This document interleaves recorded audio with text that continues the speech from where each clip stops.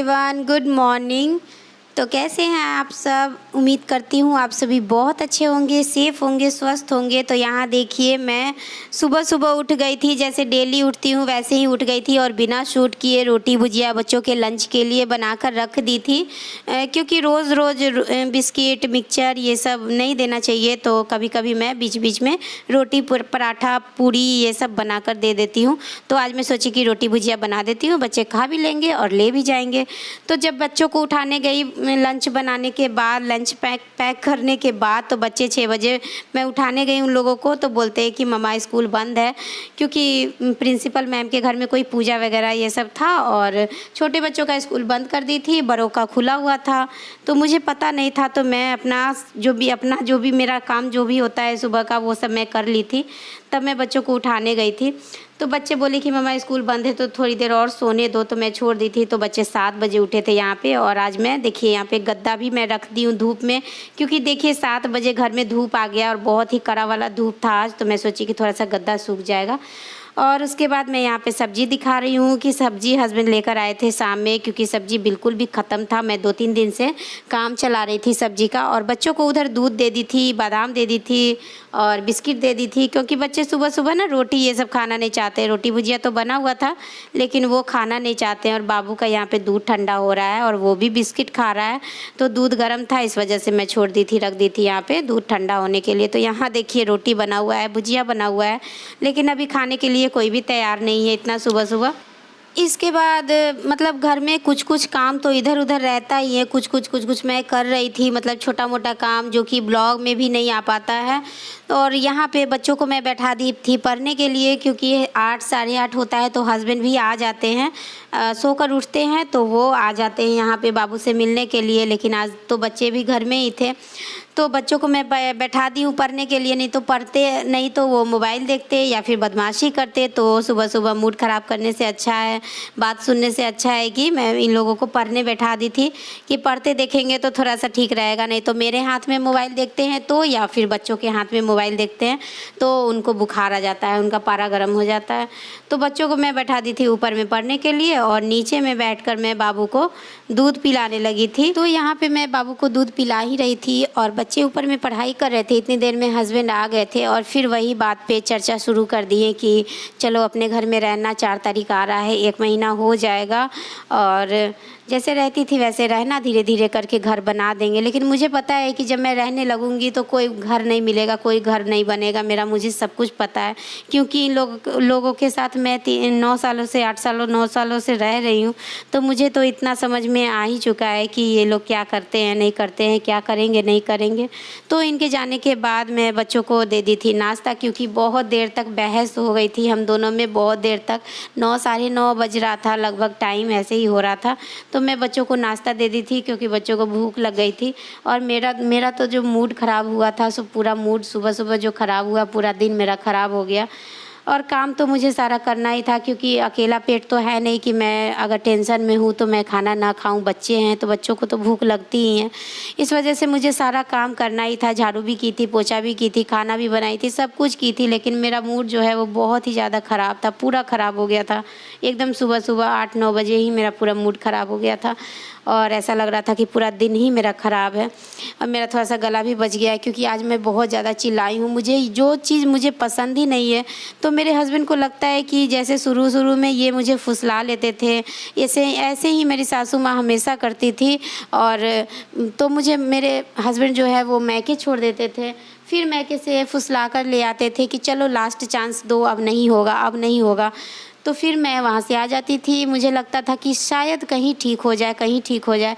फिर यहाँ पे आती थी 3 दिन 4 दिन रहने के बाद, फिर मेरी सासू माँ ऐसे गाली गलौज करती थी, फिर मेरे हस्बैंड मुझे मैके छोड़ देते थे। ऐसे ही करते करते करते करते 3-4 साल बीत गया, लेकिन कुछ भी ठीक नहीं हुआ। 3 साल में मेरे 2 बच्चे हो गए, दोनों बच्चों को लेकर फिर मैं ऐसे ही दौड़ा दौड़ी मैके से ससुराल, ससुराल से मैके करती। मैके जाती थी तो मैं स्थिर से रहती थी, लेकिन हस्बैंड मुझे स्थिर से रहने नहीं देते थे। फिर वहाँ से ले आते थे कि चलो अब नहीं होगा, अब नहीं होगा। वही चीज़ आज भी मेरे साथ कर रहे हैं। अब आज भी बोल रहे हैं कि चलो लास्ट चांस दे दो, अब नहीं होगा, अब नहीं होगा। क्योंकि वो सब कुछ समझते हैं, उनको पता है कि किसकी क्या गलती है और मेरी क्या गलती है और इसमें उनकी माँ की क्या गलती है। उनको सब कुछ पता है, बस वो बोल नहीं पाते हैं। उनको पता है कि मैं बिल्कुल भी गलत नहीं हूँ, इसीलिए वो मेरा इतना साथ देते हैं। और जो भी हो मतलब वो मुझे मतलब उनके बस में जितना चीज़ होता है वो मुझे खुश करने की कोशिश करते हैं। जितना कर सकें उतना मुझे खुश करने की कोशिश करते हैं, क्योंकि वो जानते हैं कि मैं गलत नहीं हूँ और मैं बहुत ही ज़्यादा बर्दाश्त करके मैं रह रही हूँ इस घर में। उनकी माँ को इतना कोई भी लड़की से बर्दाश्त नहीं होगा। तो आज मैं बहस करते करते फाइनल बोल दी हूँ कि चाहे जो हो जाए, जो भी कर लीजिए, कुछ भी कर लीजिए, मैं उस घर में उस औरत के साथ नहीं रहूँगी। क्योंकि कितना दिन तक कोई फुसलाएगा। 1 साल हो, 2 साल हो, 8 साल 9 साल से वो मुझे फुसला रहे हैं। उनको लगता है कि मैं उनकी बातों में आ जाती हूँ, इसीलिए वो मुझे कुछ दिन के लिए रेंट के रूम में रख दिए थे और फिर मुझे 3-4 दिन से मुझे फुसलाने की कोशिश कर रहे हैं कि मैं फुसला जाऊँ और फिर उसी तरह से रह लूँ। लेकिन अब मैं उस तरह से नहीं रहना चाहती हूँ। तो मैं आज फाइनल बोल दी हूँ कि इस मैटर पे मुझसे बहस अगली बार मत कीजिएगा प्लीज़। मैं उनके हाथ जोड़ ली हूँ कि मुझे ये बात बिल्कुल भी पसंद नहीं है कि फिर उसी के तरह से रहो, माँ के साथ ही रहो, उसी फ्लैट में रहो, नीचे रहो। तो ये फाइनल हो चुका है। आज मैं लास्ट चांस बोल दी हूँ कि अब मैं इस मैटर पे बात बिल्कुल भी नहीं करूँगी। ऊपर में बनाएंगे तो ही मैं रहूँगी, नहीं तो मैं तब तक यहीं पे रहूँगी।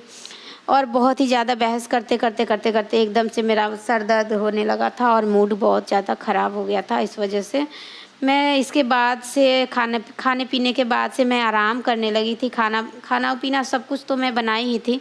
खाना पीना खाने के बाद मैं आराम करने लगी थी और उसके बाद से मैं कोई भी ब्लॉग शूट नहीं की हूँ। इस बात को मैं इस ब्लॉग में नहीं बोलना चाहती थी। मैं एक वीडियो बनाना चाहती हूँ इस बात पे कि मेरी सासू माँ मेरे साथ इस तरह से क्यों करती हैं और मुझे समझ में बिल्कुल भी नहीं आता है कि कब तक ऐसे करती रहेंगी और कब तक ये होते रहेगा। कब तक मैं कभी इधर रहूँगी, कभी उधर रहूँगी, कभी उधर रहूँगी, ये बात मुझे समझ में नहीं आता। अकेले थी जब मैं शादी होकर आई तब मुझे ऐसा लगा कि हो सकता है थोड़े दिन की बात है, सब कुछ ठीक हो जाएगा, कभी ठीक हो जाएगा, कभी ठीक हो जाएगा।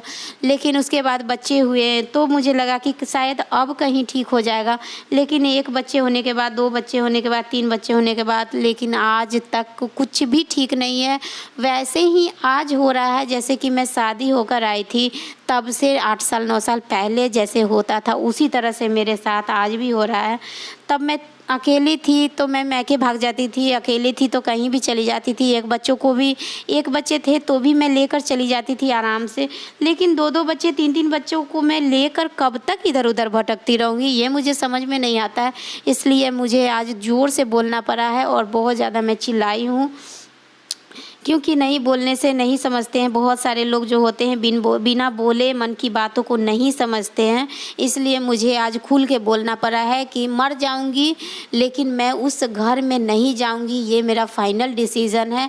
अब इसके आगे आपको जो करना है वो आप कर सकते हैं, ये बात मैंने आज अपने हस्बैंड को बोल दिया है। तो चलिए इस ब्लॉग को यहीं पे एंड करती हूँ और इस टॉपिक पे मैं एक वीडियो बनाऊँगी जो कि मैं बैठकर आपसे अच्छे से इस टॉपिक पे बातें करूँगी। तो यहाँ देखिए निकल चुका है हम लोगों का खाना, मेरा और दोनों बच्चों का। तो अच्छा लग रहा था खाना देखने से, इसलिए मैं थोड़ा सा क्लिप ले ली हूँ। और उसके बाद मैं कुछ भी नहीं शूट की थी, कुछ भी नहीं ब्लॉग बनाई हूँ, क्योंकि मेरा मूड बहुत ज़्यादा ख़राब हो गया था और मेरे सर में दर्द हो जाता है। थोड़ा सा टेंशन लेने से मेरे सर में दर्द हो जाता है, तो मैं आराम करने लगी थी। और इस ब्लॉग को यहीं पे एंड करती हूँ। तो फिर मिलती हूँ आपसे नेक्स्ट ब्लॉग में, एक नए ब्लॉग में। तब तक के लिए बाय बाय।